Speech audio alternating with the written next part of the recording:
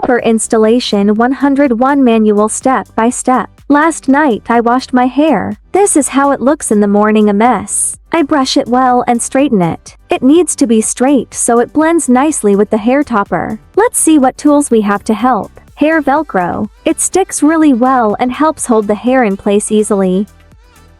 Extra clips.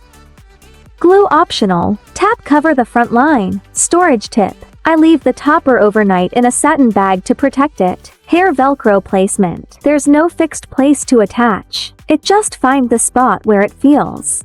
Velcro modification tip. You can cut the Velcro in half and attach it near the clips that are already sewn into the topper, or leave it whole and secure it directly to the clips for a firmer hold.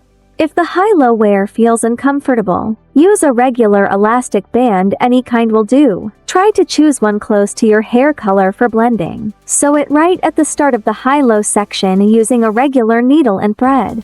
Stitch both ends parallel to each other for security. Velcro on both sides. Secure the Velcro on both sides. Here's how mine turned out. Installing the topper. Now let's install the topper. I'm using the high-low system. In the front, it's secured with Velcro. In the back, I close the two available clips. Take a look at the front line. I can run my hands over the hair and it doesn't budge.